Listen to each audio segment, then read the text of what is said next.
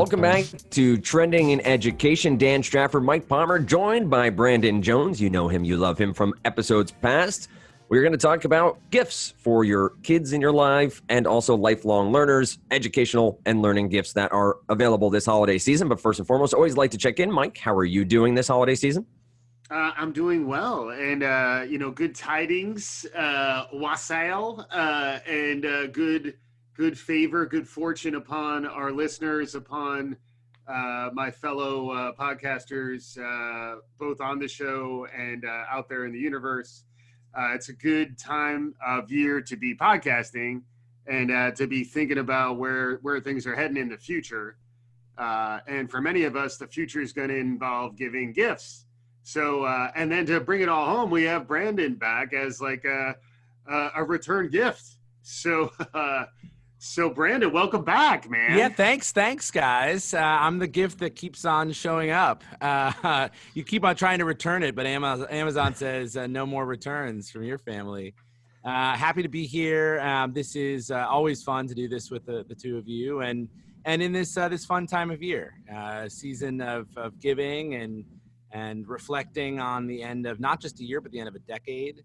I think this is it's a fun time. A broad scope of episodes we've done in the past around gift giving in 2018, 2017 as well. Want to call back to them. Obviously, if you want to check those out, still gifts that can be given from those episodes. You can go listen to them and get some ideas. Talked about magnet tiles at length in our first episode, and there's more to come in my household for those because they're back into them. So we're going to get to that this holiday season as well. But Mike, when you think about learning gifts, I did make a note in one of the articles we shared, I think it was a today.com article, and had 30 learning gifts to provide to young learners. And it did have sort of this caveat line as a subhead that said, yes, there are actually toys that can teach kids important skills, which I kind of took a little bit of umbrage with, that we've talked many times over about how playing and fun can be part of learning as well. And it feels like today is saying, hey, folks, learning can be fun too. We knew that already here, right? Yeah, but don't take umbrage at that, Dan. I mean, you only have so much. We only have so much umbrage in our lives, right? I mean, to take umbrage with that, I mean, it's a choice, sure. I mean, I'll respect your choice if you got to go there. But for me, I just like looking at. I like anything that allows me to kind of think about what it's like to be a child, because children know how to play and know how to have fun. And when you're thinking about shopping for kids, and as someone who's now raising a kid, it's just fun to kind of be able to re-engage with that joy. And then the learning side is really interesting too. Like the Montessori style of toy is really cool. And a lot of those I think are actually more tangible, physical, rather than digital. And all that I think is really, really interesting. And I would say this article kind of got me going there. So whatever umbrage you took, Dan, I'm giving back. You talked me down. I appreciate that. You talked me down. But where are you starting with the gifts for kids this year? What are some that stand out to you, maybe from this article or others that you've seen? You talked about the Montessori style. What do you see, and what do you see as some of the best to give, or the best you'd maybe want to receive as an adult at this point? Sure. Well, I like just the whole category of gifts that are like subscription based, so that you keep getting them throughout the year. So like you get a surprise, or you get a wine of the month, you get a book of the month. Matthew was part of a service called Love Every Baby, and they give you like developmentally appropriate toys for the first year of your kid's life.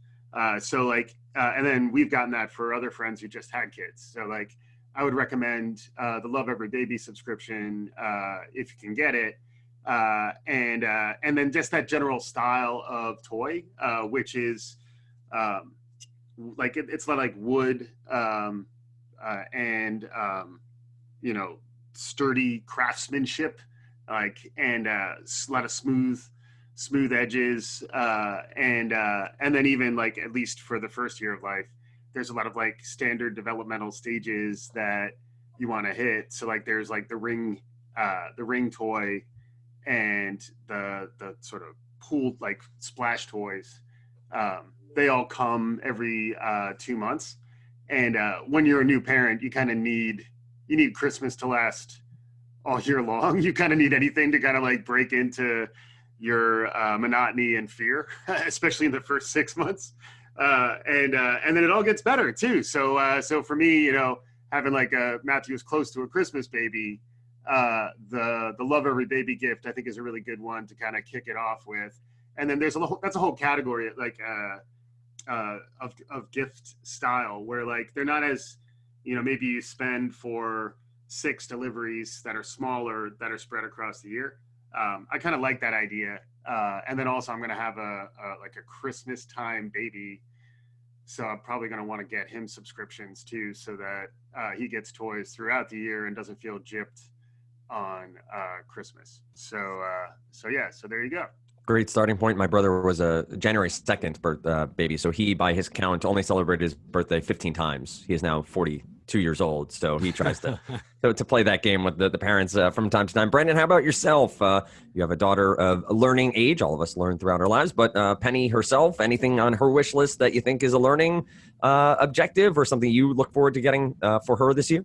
Yeah, I think it's just interesting. You mentioned this, Dan, already about the shows we've already done, but I just was reflecting on that and thinking about for this show. And you know, it's interesting to see how much my daughter has grown up and changed from needing the smooth wooden toys that were the right thing for her 4 years ago. She's now 5, to Magnetiles, which we talked about I think the last couple of times, to you know, what's on her list for this year. So just as a note, and maybe this is a shill to get people to go back and listen to some of the back catalog here to see what gift ideas of Christmases past or holiday seasons past there may have been. But it's also just interesting to see the development happen so fast at this age. So that's just one note. I've got a couple other items. One is I keep on buying her the Wine of the Month Club. My 5-year-old, and it just, she says, what's all this mommy juice doing in our house? Yeah. The Knife of the Month Club also has been very popular. Oh, I'm sorry. Yes. Yeah. That may come in handy later. But you know, it's for what's on Penny's list for this year. A couple thoughts, and some notes to the listeners around this. So she's asking for a fish, which I think is interesting. We have a dog in the home. It's a family dog. It preceded Penny's arrival, and it's really Jenny's dog. Jenny's my wife. But the fish, I think it's interesting, the idea of giving life, and especially something that has such a tenuous hold on life like a fish. Yeah. To a child, and so I've had to have the conversation. I'm like, Penny, when we get this fish, it will die. And you know, that's and she's at a certain age, like your child, Mike, Matthew, is too young for that conversation. Dan, I'm sure you've had those conversations with especially your older girls, but you know, you have to, if you're buying something like a fish, let me just tell you, PSA out there, you're buying a tiny brush with death. So just want to set your kids up for that expectation. But I think that being said, that is a good gift. And Penny, I hope you're not listening to this show. I've just been talking about wine and knives for you. But if you are, spoiler alert, there's a fish in your future. So I really like the idea of with your fish, you get like a little insert of the learning objectives around a lesson plan for talking about death with your child, right? Like, I'm only kind of making a joke here. Like, it's right. Well, whether you're formalizing barely a joke. You're formalizing it with learning objectives and formative and summative assessments or not, like you are, like that is a thing that you're getting for your child when you're getting especially a fish. It's not, you know, you get a new puppy and you know, you're hoping to not have that conversation for 12 years or whatever. But when you get a fish, it could be like in that first week, you don't know. I've also promised Penny that if the fish does end up sleeping with the fishes, that we will go and celebrate at Red Lobster here in the city. Wow. But anyway, so that's one item. A couple other notes. So Penny is Big into Legos. I know Legos is that's not a light bulb idea for folks listening, but I will say, encouraging your children to not just build to the instructions, but just have a big box that you can build from. Right. Building with your child. I think the through line for all of mine is doing things with your child. So making a gift also include the gift, I'm making air quotes here, of your time. I think is really beneficial. And Legos, this is not brought to you, Training and Education brought to you by Legos, but Legos continues to be a really great toy. I think. Yeah. Absolutely. It's interesting, like the Legos thing too, because like they've just dominated for a long time. Yeah. And, like no one can really break into that category. I think it's just because they're so resilient and like snap together about their control of the category. They got that market on Snapdown. Yeah, exactly. Last two things for kids. Maybe we'll come back to talk about adults in a second, but the last two things for my kid anyway. I just lean into their interests, and so Penny is really into dolls. That's not been my jam, but instead of sort of trying to buck that, just trying to lean into it. So getting clothes and stuff for it's obviously a very commercial experience, but there's a lot of play. I mean, she's playing family with those dolls, right? Really a lot, and there's obviously a lot of formative stuff that happens for her in those moments. And then this is leaning into your child's interests and non-traditional gifts here. Penny's really into tape, like rolls of Scotch tape. She loves to do art and art projects, construction, and sometimes I'll come back to my apartment. I live in New York City, so it's an apartment, not a house, and there's just a spider web of tape that's just up all over our apartment. But I'm buying rolls of tape. Like I need to go to Costco with how much tape that I'm buying. But that's a thing that is, if we didn't lean into it, could have been just aggravating, right? Like there's all this friggin' tape around now. But it's a thing that I would say whatever the tape is for your child or for the child in your life, a gift that is going to provide them the opportunity to continue to express their creativity. It doesn't need to be a toy that you'll find on a toy list. Children are having creative and playful experiences with all sorts of things. So find that thing, know those children in your life well enough to know what that thing is for them, and then lean into it. Yeah, I will say my kids are into duct tape. And they have actually books on duct tape designs and building things with duct tape. And I did not lean in at first to that. I said, you will not be purchasing various different colors and designs of duct tape. But here we are with a box that has a variety of different duct tapes in it. For me, my daughters are 9, 6, and 2 at this point. So there's a wide range of gifts that are happening this year. But the thing that I found this year, especially with the 9 and 6-year-old, is trying to focus more on experiences, trying to get out of the house. And that, Brendan, Mike, you both made the point of it involves our time too, right? And that's a gift in and of itself, spending time with your family, spending time with your kids or kid down the street or whatever it might be.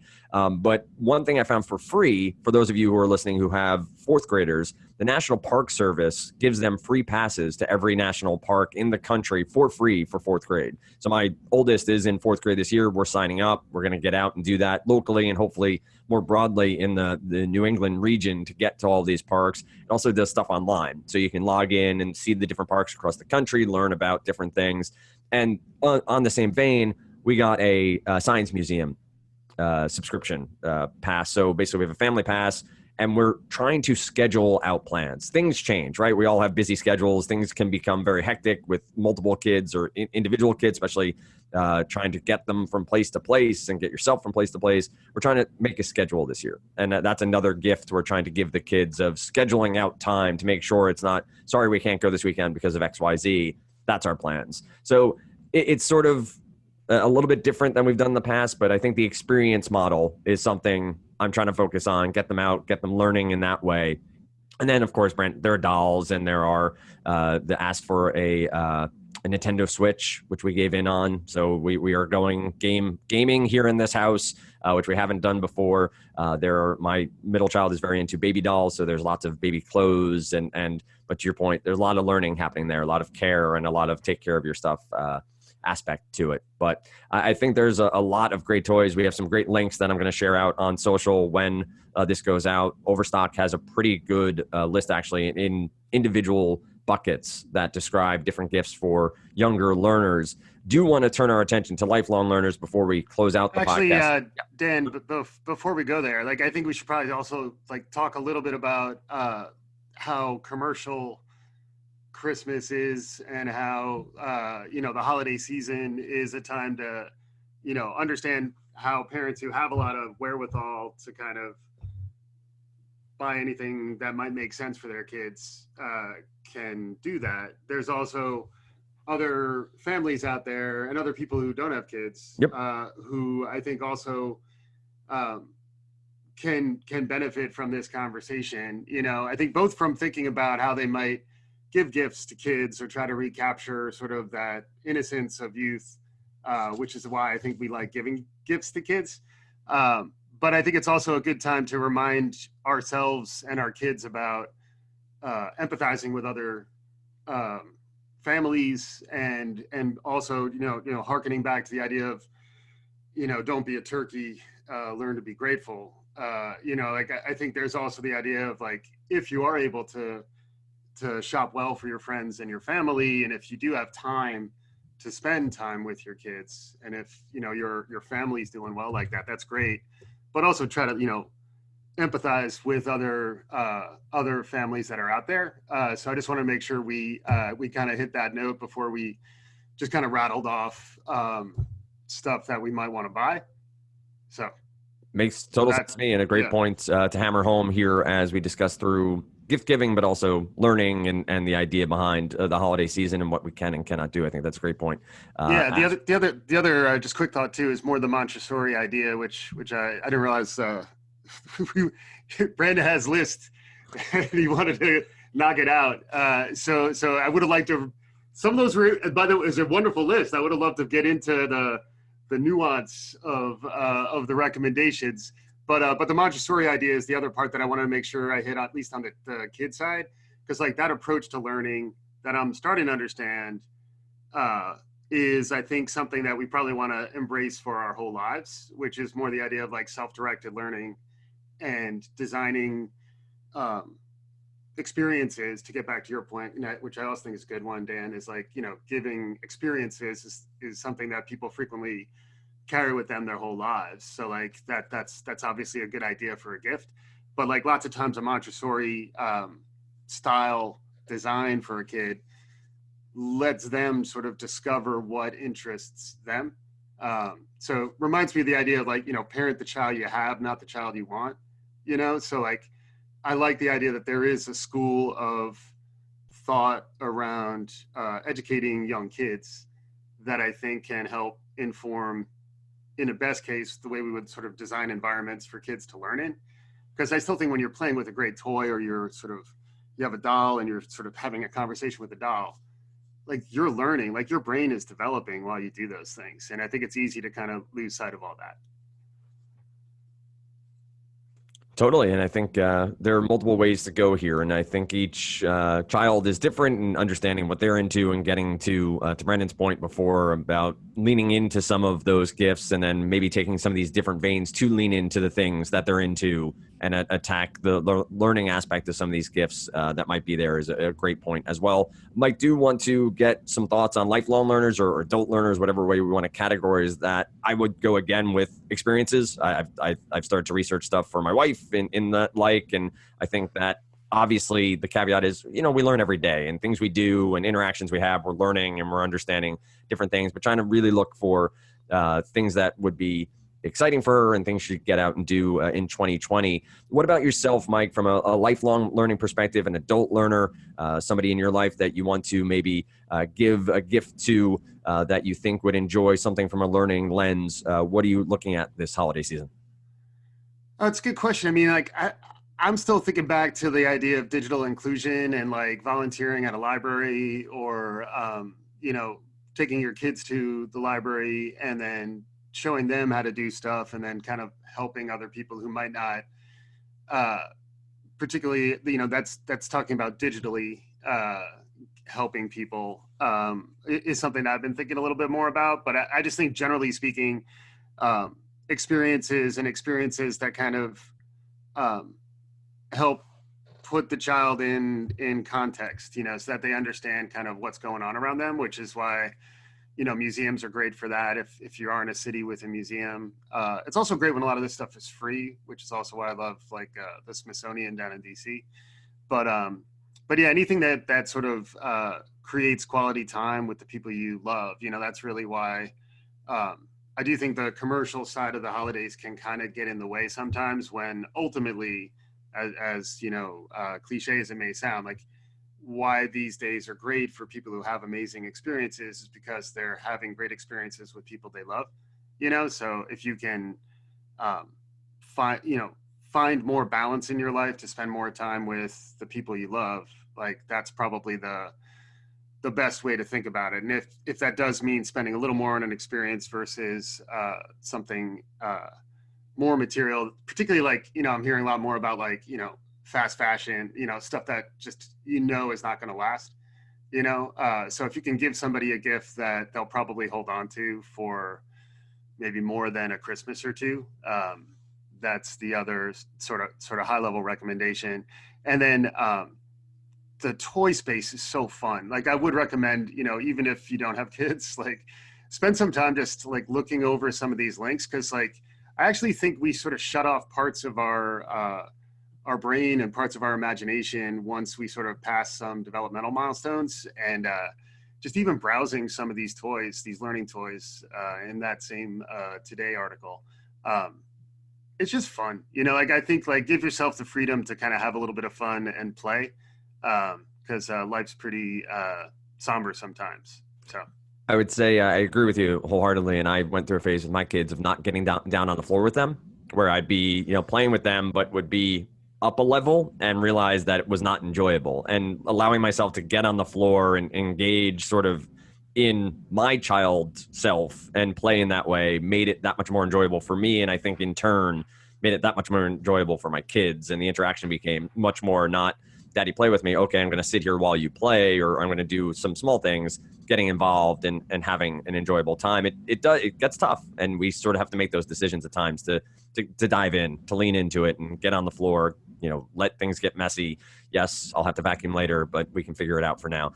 Brandon, how about yourself? Lifelong learners, maybe adults in your life, what you're looking to bring to them from a learning perspective this holiday season? Yeah, I mean, I was just, before I get there, one note on children again. This is a hot take. Another alternative is to give your child the gift of a disinterested parent, which will set you up for a whole life of opportunity to have that conversation with all sorts low of bar. Yeah. Low bar it. Yeah. That's what I'm saying to Penny. Like, I don't want to set an expectation you feel like you need to live up to. I want to set an expectation that you feel like you can overcome. Right. So I instead of getting on the floor, I just leave the room. So, I mean, here's my other hot take. I may never want to ever get a gift again. And that doesn't mean that I'm unappreciative or you mean receive a gift, right? Yeah. I may never want to get a gift again. Well, you could also get a gift to give a gift. I just was trying to clarify. Thank you for helping me get disambiguous with it. Yeah.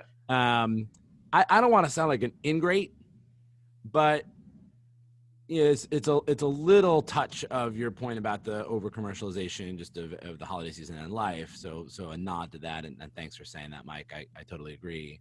And the two, it's just in today, and it's partly because I'm an old now, but in the world out there, it's just so easy to get what you want / need, right? That now I would say. I should clarify, a physical good gift I'm all set with. Experiential gifts I'm all for. So I think that I'm going to just reiterate what the two of you said, but I do that because I agree with it. Something that involves your time, and that can be going out to a restaurant, that can be going to a museum, that can be going to give back to the community, that can be any form of that, but choosing to give your time and invest your time with your loved ones in whatever configuration that is in your life. I think that's that I think is very valuable. And so I got one addendum on that, which I agree 100%. Just as a parent of a new kid, is like percussion instruments, like tambourines. Like, don't be shy about giving an adult a tambourine, a maraca. Oh, that's good. That's good. Because I enjoy playing with these toys, and I don't want to have to stop. Like, how long when Matthew's like 5, we're still playing with the rattle? It's wrong. But what if I give him a maracas? Or I don't know. I just wanted to add that. Yeah, I think there's depends on what percussion instrument, right? Like a bass drum. Yeah, no, or like manipulatives. What about like a steel drum? I mean, my family would want me to say yes, but I'd say that's probably still a drum. Like anything short, like a really small xylophone. Castanets? Castanets? 100% castanets. Yeah. Yeah. So yes, fair note noted. I think that there's just so much of the world for those who have the means is accessible to them, and I think it's important to be thoughtful about that there are folks with different levels of means. But even for those who have the means to get and give gifts, I think it really is. It's important just to think about the time. And so I like, Dan, the thing that you said about trying to calendar it out into the future. I think one of the things that gets in our way is there's more that we could do than we can do, and to figuring out what you do. That sounds like a word that new parents say. Figuring out how you actually get scheduled to do the things you want to do is I think really important. Absolutely agreed there. I will point out my wife has often joked that the gift you give the in-law you don't like for their kids is a drum set. So if that is, you just buy the whole drum set, send it to their house, and then say have fun. But I agree with the shaky toys. That's what we call them in the house, like shaky eggs and maracas. And for adults, though, I'm saying for adults, for your grandmother, for your cousin, they'll just be confused. Like, is it a gourd? No, it's a gourd. It's a percussion instrument. It's not a gourd. Why would I give you a gourd? You can get them on, a web video service, and you can do a band, like get everybody on one call and do it over. Just have to figure out some next time we'll bring our tambourines next time. Exactly right. Any final thoughts, Brandon or Mike? Wrapping the show up a little bit here. But as we talk through learning, this is something obviously I think throughout the year we talk about different ways to engage learners and to bring different ideas to them. And this is a time of year where we can be a little bit more fun about it to an extent by giving gifts and talking about, Mike, I think he did make a great point about means and the like. But any final thoughts, Mike or Brandon, before we go? No, it's a good time to think about other people as well as yourself, and then also think about people who are lonely, because I think a lot of people are lonely around the holidays. So especially if you can do anything to sort of help the folks who might be more on their own, because it's a tough time when there aren't other folks around as much. So and I'm not sure exactly what to do, but at least keep those folks in mind. And if you can align that with something you can do, that's even better. Brandon, any final thoughts? Yeah, I just think from all of us to all of you, happy, and however you do it. And we're wish you the best this season. I echo that. Enjoy your time this holiday season with whatever way you are celebrating, and hopefully you'll be back to listen to Trending Education in the future. Check out that back catalog for some other gift ideas as well. 2018, 2017. You can find us on Twitter at Trending in Ed. Same over on Facebook. We're on LinkedIn. It's linkedin.com/trending in education. And always, we want to hear from you. If you have any great gift ideas that you want to share for the young learners or adult learners in your life, happy to hear them on any of those social media platforms. With that said, thanks so much for listening to Trending in Education.